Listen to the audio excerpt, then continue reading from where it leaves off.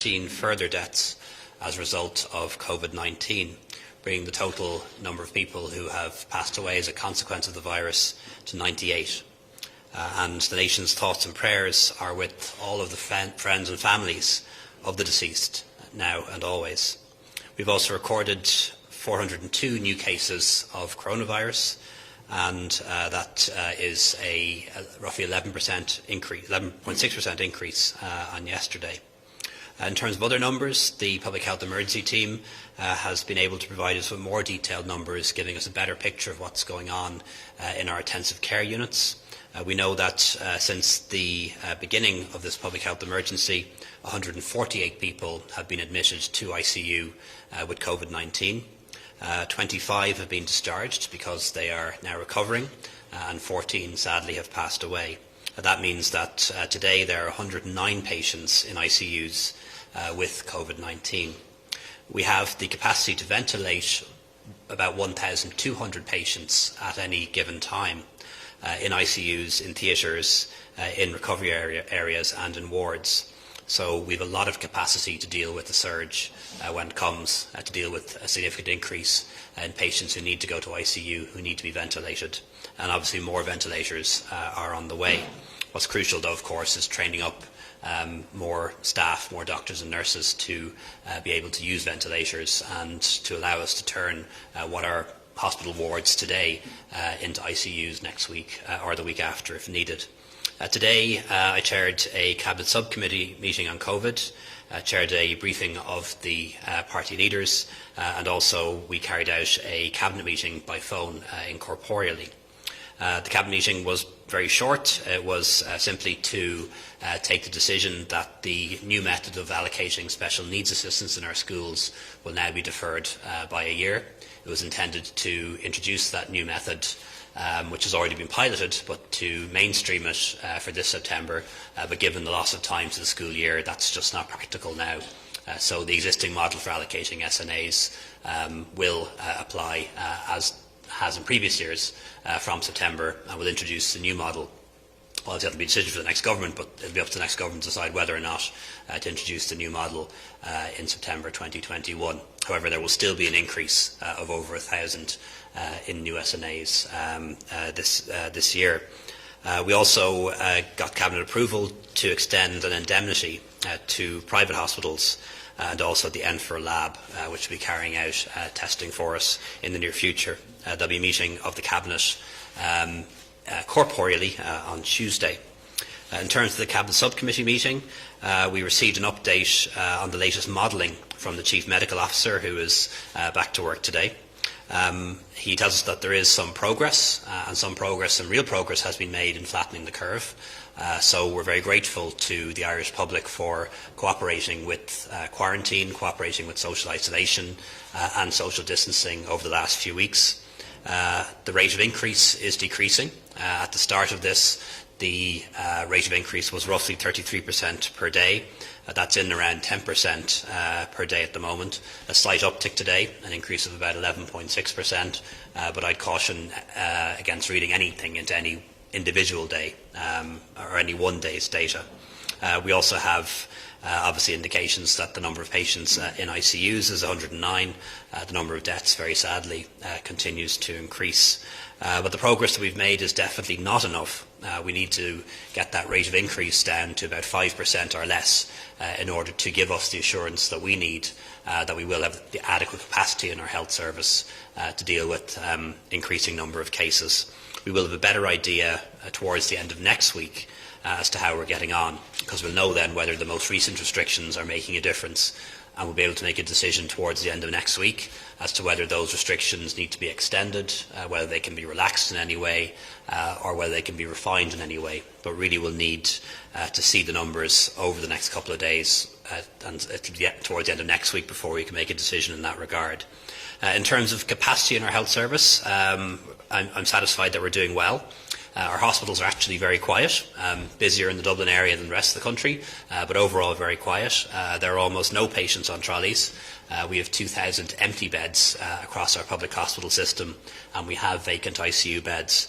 And in 20 years in and out of hospitals in my various different guises, I've never seen so much capacity available in our public hospitals as we have now, and that is encouraging us that we will be ready for the surge when it comes, but it has not come yet. It is only starting, and I need to emphasise that. We have the agreement, as you know, with the private hospitals to use their capacity. We're making very good progress on what are essentially field hospitals in City West in Dublin and in institutes of technology in the major cities and towns around the country to give us additional bed capacity. There's two elements to that: overflow capacity, beds where people can be transferred to when they no longer need to be in acute hospital but still need oxygen, still need nursing care. 450 beds of that nature will be available in City West quite soon, and also isolation rooms for people who can't be safely isolated at home, or perhaps people who no longer need to be in hospital but still need some form of medical oversight and nursing care. And they are now available in City West, and patients started arriving there today. One thing I really would say to the Irish public, that if you are sick, you do need to seek medical attention. We encourage you to seek medical attention if you are seriously unwell. One of the concerns that we have is that during the course of this emergency, people who have other serious illnesses might have those illnesses missed, if you like. I know there are people who at the moment don't want to bother our doctors and nurses in our health service because they feel that the chest pain they're having mightn't be serious enough, or all of those things. And we are quite worried about what they call secondary deaths, people dying not as a consequence of Covid-19, but as a consequence of their heart attack not being diagnosed, or their stroke being missed, or their cancer going undiagnosed. And we very much encourage people who are having symptoms, who are unwell, to still contact your GP, contact your consultant if needs be, call an ambulance if needs be, because we don't want people missing out on essential health care that can't wait as a consequence of Covid-19. And I know a lot of people in the medical profession are particularly concerned about that, that we could see people dying of other illnesses at a higher rate than would be the case as a consequence of Covid-19. And we're going to do our best to get that message across to the public over the next couple of days, and I'd appreciate the assistance of the media in that. Contact tracing, as you know, is being stepped up. 1,400 people working on that now. We can scale it up further, and we're now going to contact trace suspected cases as well. And a lot of what's being done in terms of stepping up contact tracing and stepping up testing is really planning ahead, because there will be a point, hopefully in a few weeks' time rather than a few months' time, but nobody knows. There will be a point in the future where we start to ease the restrictions, and we can only ease those restrictions if we have a good testing and contact tracing infrastructure available to us that will inform us quickly if we're seeing an increase in cases again. So a huge amount of work is being done on contact tracing and testing, not just to identify Covid-19 cases now, but also to prepare us for the relaxation of the restrictions at a point in the future. When it comes to testing, we are doing better than other countries, doing better than in Northern Ireland. We're still doing community testing, which has been abandoned in some countries. Some countries are now only testing people who are sick enough to be in hospital, and healthcare workers. We're still testing in the community, and we're not willing to give up on that just yet. And we are in the top 5 or 6 countries when it comes to testing. But to be very frank with you, we're not where we want to be when it comes to testing, and we're not where we thought we would be at this stage a few weeks ago. Roughly testing about 2,500 a day. We want to be doing much better than that. We have been running into issues along the way. You'll know we were short of testing kits at one stage, had difficulty setting up the testing centres at another stage, had difficulty with lab capacity at a different stage, and the real difficulty we have now is in securing reagents, the chemical that is necessary to test the samples. We will get past that in a few days' time, but of course there's a risk that some other issue will arise, and we just ask people to bear with us. It's still our objective to continue to ramp up testing, to shorten the wait time to have the test done and the wait time to get your results, which we know is causing anxiety and concern for a lot of people. We really want to particularly prioritise people working in the healthcare sector to get their tests quickly and get their results quickly as well. So I've asked the HSE and the Department of Health to prepare a report for me on Monday, setting out the roadmap as to how we can get to where we need to be on testing. On PPE, which is the clothing used to protect our staff from getting the virus, and also to protect patients from getting the virus from the staff, because it does work both ways, as you know.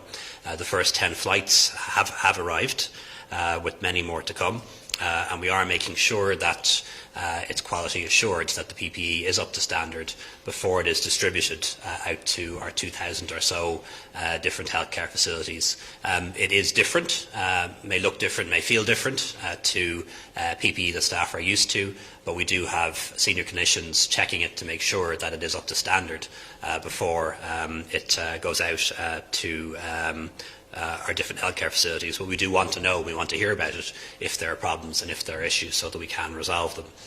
Also had a discussion on the supply chain for food and goods.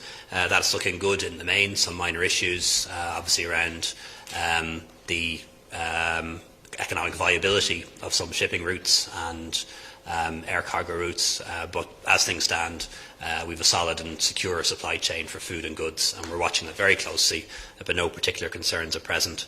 And also a discussion on what we can do in terms of childcare for healthcare workers.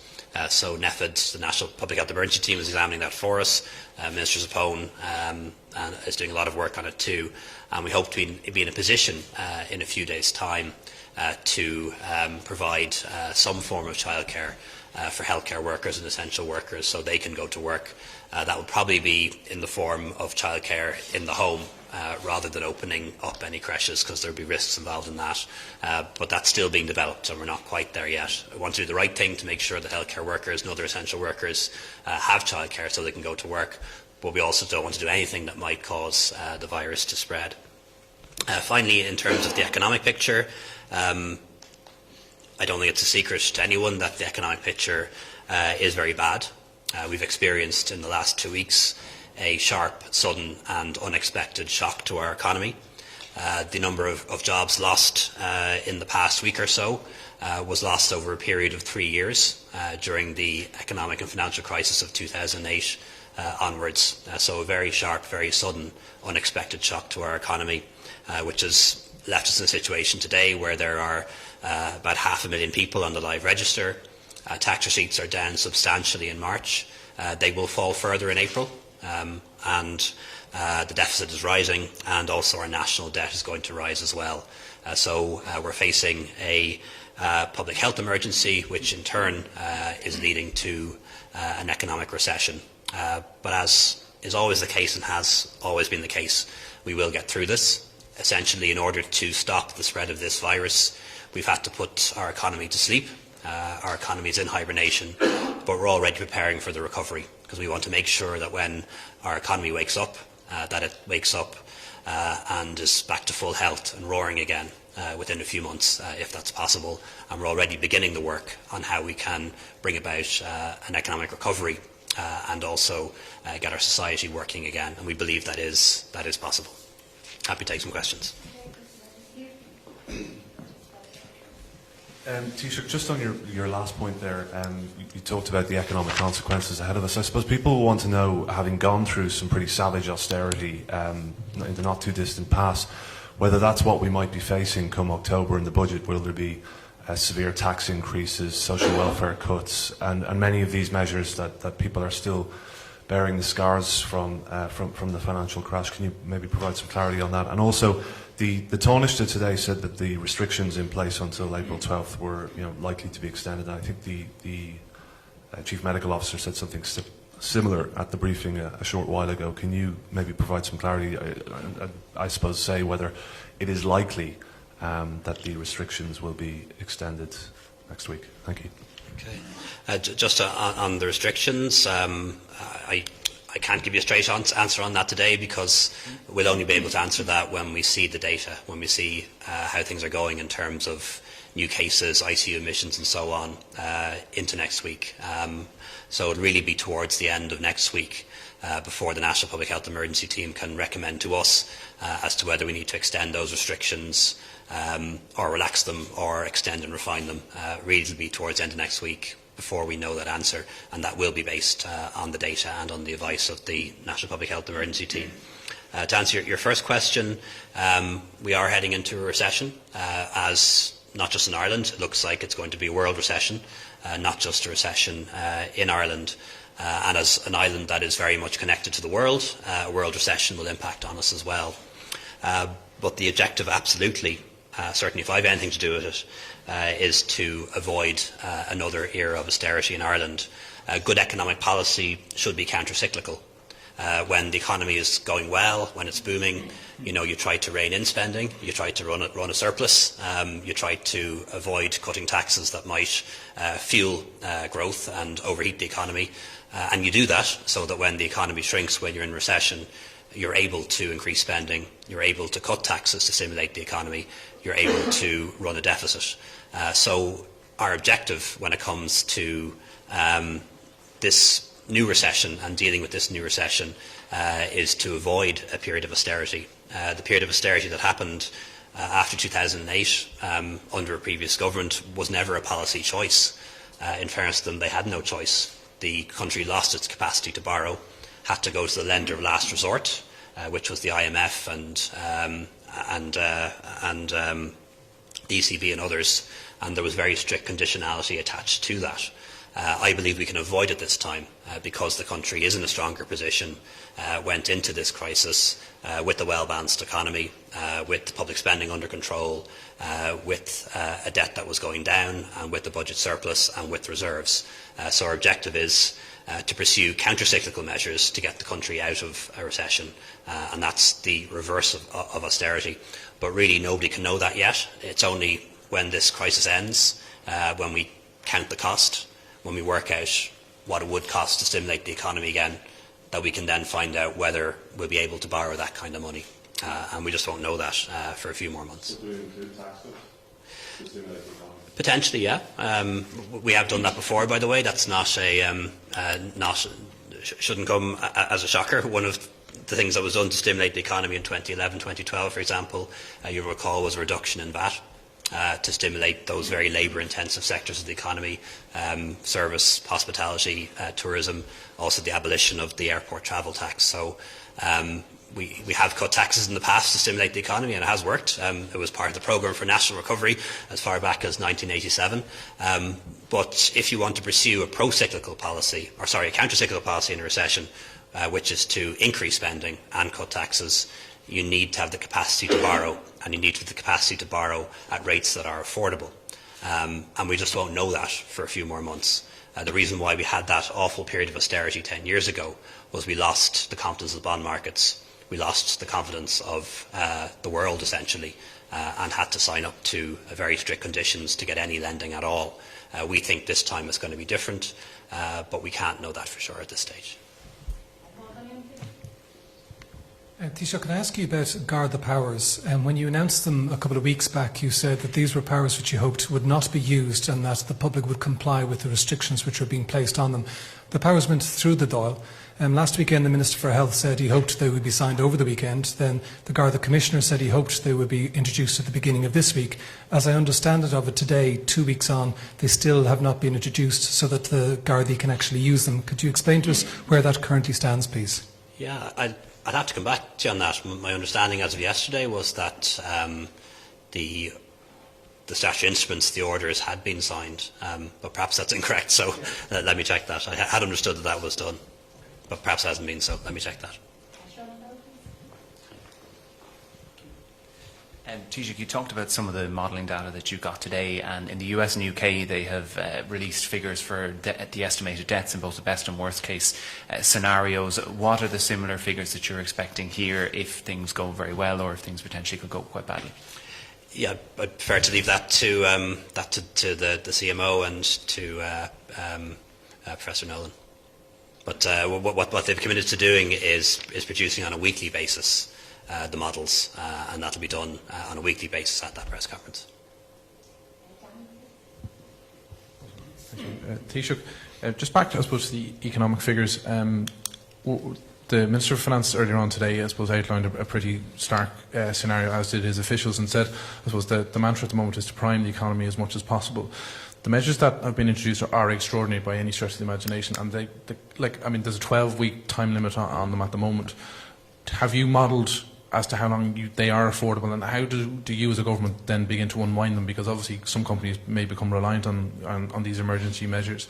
And second of all, I suppose, to the issue of restrictions. I mean, you said it will be next week before you can, I suppose, unwind them. Are we now facing into the reality that the Leaving Cert will not go ahead as planned? Because obviously there's a lot of concern being raised about the sitting of state exams. And can you give any clarity as to, if restrictions are to be, I suppose, either relaxed a little bit, is there a pecking order as to what can be looked at, or where's the thinking at the moment in relation to that? Well, just on the state exams, it's still intended that the state exams will go ahead. And the Minister for Education and the State Examinations Commission are drawing up options to allow that to happen. And there will be a number of options, and it is our intention that the state exam should go ahead. And I'd encourage anyone who's studying for their junior cert or their leaving cert to continue to do so. And I particularly would say to people who are studying for their leaving cert, we really want you to be able to start college as normal in September, October. We don't want you to have to lose a year of your life or half a year of your life, or create all the problems that would flow from there not being an entry year into colleges in September, October. So the Minister of Education is working really hard on a plan to make sure that by hook or by crook the Leaving Cert goes ahead this year, and the Junior Cert too. Just in terms of what measures may or may not be eased or relaxed, it just wouldn't be helpful, I don't think, to get into that at this stage. And whatever happens, we will be following the advice of the National Public Health Emergency Team on that.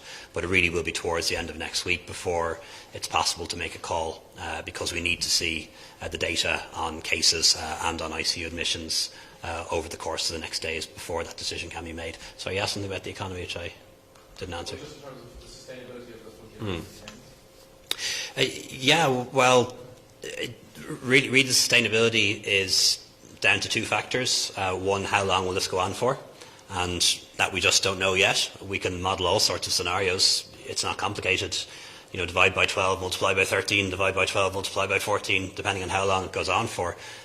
But the truth is we just don't know how long this emergency will last. And our capacity to sustain the emergency measures that we've put in place is contingent on our ability to borrow.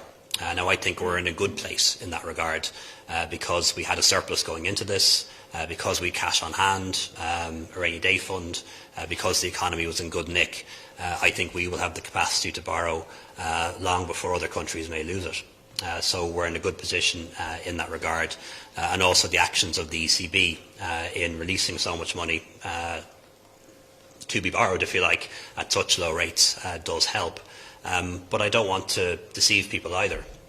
Borrowed money has to be paid back, even if the interest rate is low, and there will be long-term consequences because of the damage that's been done to our economy. But absolutely our objective in bringing the economy back to life, it's been put to sleep in many ways to stop the virus spreading. We want it to come back to life, and when it comes back to life, we want it to be in rude health and roaring within months. And that means pursuing what will be a counter-cyclical policy, trying to stimulate the economy back to growth, rather than austerity policies which are only ever chosen when there is no other choice.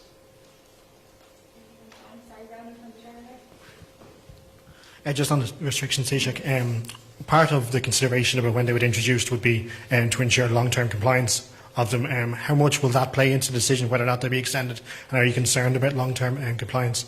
And just in relation to, I think we saw 280,000 people or so applying for the PUP and having it accepted. I've seen some reports of people who perhaps have got this payment who didn't have a job beforehand. I even saw some report of somebody in Australia who's received this payment. Are you worried about people who are receiving this payment who aren't entitled to it? Oh, well, certainly. I certainly would be worried if anybody received the payment who's not entitled to it, and that would go for any payment that the government gives. A lot of our response was a response that was an emergency response. We wanted to make sure that what we did for people who lose their jobs, for people who are self-employed whose businesses close, for businesses that needed to keep on workers but couldn't afford to pay them. We wanted to make sure that whatever we did got money to companies and to people quickly, and also was easy to administer. So you'll see, in contrast, you'll see in other jurisdictions, in the UK, for example, the money that the self-employed are getting, they won't get till June, whereas self-employed people in Ireland are already in receipt of the payment if they need it. Not all of them, but a lot of them. And again, we wanted to make sure that companies were getting the money right away, and they are. But inevitably, the perfect is the enemy of the good, and what we did was good, I think, in terms of supporting people's incomes and supporting business. It's not perfect, and there are going to be loads of anomalies. And I know one of the anomalies that has arisen is that there are people who are working part-time, for example, who were earning less than €350 a week, who lost their jobs and now actually might be slightly better off. And then there are other people who are getting the payment but are losing more, if you like. But it was always going to be the case that when we acted quickly as we did, that anomalies would arise. And we'll try and deal with them as we go along. But our main objective was to make sure that nobody was going to run out of cash, that people had a safety net for them. And in having a much more generous safety net than is the case in other jurisdictions, again, for example, north of the border, people are applying for universal credit. It's about £100 a week. Contrast that with €350 a week here. We didn't want to overcorrect the other way, where we'd be leaving people short. So there will be some people who'll actually end up better off as a result, but they'll be small in number. And that was a price we're paying to make sure that the vast majority of people had a decent proportion of their incomes protected. And, I have heard stories of people who have asked their employers to lay them off because they'd be better off on the €350 payment than maybe working 20 hours a week for €11. Do the maths yourself.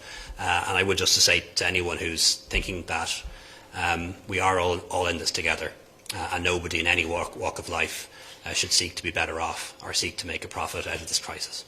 Sorry, can you just clarify on that? It wasn't me asking the Joe area. Over 66 who were working and who have lost work and can't currently apply for that system. Is there any intention to give them access to that if they were working part-time or whatever? Yeah, well, the situation with people who are over 66 is they should qualify for the state pension. So people who are over 66 were drawing the state pension and were also earning an income in addition to that. And there's nothing wrong with that. But our objective wasn't to make sure that everyone got the same income. Our objective was to make sure that nobody was left short of money to pay the bills during the week. And all of those people should be in receipt of the state pension. If they're not, we can certainly look at those cases. But again, that's a situation where somebody is getting a weekly payment of maybe €250 a week and think they should get $350 instead. And I can understand where that's coming from, but we had to make sure that everyone had something. And that does mean that some people are getting maybe more than they ought to have got, and some people are getting maybe less than they think they should have got. But the only way we could make sure that people had money last Friday was a very simple scheme, $350 a week across the board for anyone who lost their job. And yes, there are anomalies, and we'll try and deal with them as best we can. But to come up with a perfect scheme that didn't have any of these anomalies, that didn't have problems or contradictions or loopholes, would have put us in the condition that other countries are in now. It would have either been a very small amount, a paltry amount, or it would have been impossible to get money to people until the end of April or even June. And that's what we avoided. So the perfect being the enemy of the good on this occasion. Taoiseach, sorry, me again. Just if I may ask in relation to government formation, obviously there have been talks ongoing between yourselves and Fianna Fáil. In terms of the other groups, obviously the Regional Independent Group have been touted as most likely third wheel of any arrangement, and there's been some suggestion that the Labour Party may come into play once their leadership issue has been resolved. Where do things stand from your point of view in terms of other parties, and have you resolved? You seemed to open the door yesterday to the possibility of Micheál Martin becoming Taoiseach first in the next time, whenever the government is formed. Can you maybe clarify that matter for us? Yeah, well, look, first and foremost, I'm spending very little time on that and giving it very little attention at the moment because I have to dedicate all my time to dealing with the COVID emergency, and so do ministers as well. So, we're trying to set aside a bit of time for government formation, but people understand why almost all of our time has to be dedicated to this overriding priority, which is dealing with the COVID emergency. When the election happened 2 months ago, the view of my party, Fine Gael, was that we would go into opposition. Since then, the other parties have been unable to form a government, and as a consequence of that, we feel we can't leave the country down. And that's why we are willing to consider participating in government again. Those negotiations with Fianna Fáil are underway. We'll meet again, our teams will meet again anyway on Monday.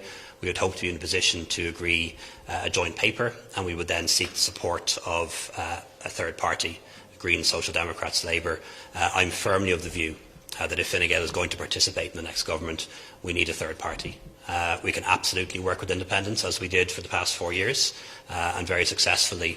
But a government that relies on 9 or 10 independents supporting the government on every crucial vote isn't one that's going to be stable, isn't one that will be able to make the tough decisions and hard calls that have to be made in the next couple of years, isn't one that will last until 2024 or 2025.